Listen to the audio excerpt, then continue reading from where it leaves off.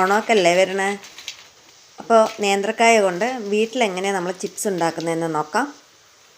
ഞാൻ കുറച്ച് കായ എടുത്തിട്ടുണ്ട്. നമുക്കതിൻ്റെ തൊലിയെല്ലാം ഇതുപോലെ ഒന്ന് പൊളിച്ചു മാറ്റാം. ഈ തൊലി കളയരുത്. ഇത് നമുക്ക് ചെറുപയറിട്ട് തോരൻ വെച്ചെടുക്കാം.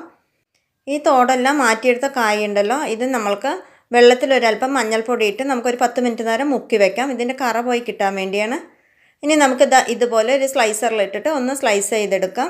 ഇനി ഒരു പാത്രത്തിലേക്ക് 1 സ്പൂൺ മഞ്ഞൾപ്പൊടി, 1 സ്പൂൺ ഉപ്പുപൊടി, കുറച്ച് വെള്ളം ഒഴിച്ച് നമ്മളിത് നല്ലപോലെ ഒന്ന് ഇളക്കിയെടുക്കണം. ഇനി ചൂടായ എണ്ണയിലേക്ക് നമുക്ക് ഈ കായ ഇട്ട് കൊടുക്കാം. ഹൈ ഫ്ലെയിമിലിട്ട് വേണം നമ്മളിത് ചെയ്തെടുക്കാനായിട്ട്. ഇത് 1/4 ഭാഗം മൂപ്പെത്തുന്ന സമയത്താണ് നമ്മൾ മഞ്ഞൾപ്പൊടിയും വെള്ളം കൂടി ചേർത്ത് വെച്ചത് നമ്മളിതിലേക്ക് ഒഴിച്ചു കൊടുക്കേണ്ടതായിട്ട്. ഇത് നമ്മൾ ചട്ടകം കൊണ്ട് നല്ലപോലെ ഒന്ന് ഇങ്ങനെ ഇളക്കി നോക്കുമ്പോൾ അറിയാം, നല്ല ഒരു സൗണ്ട് കേൾക്കുക. ആ സമയത്താണ് നമ്മളിത് കോരിയെടുക്കേണ്ടതായിട്ട്.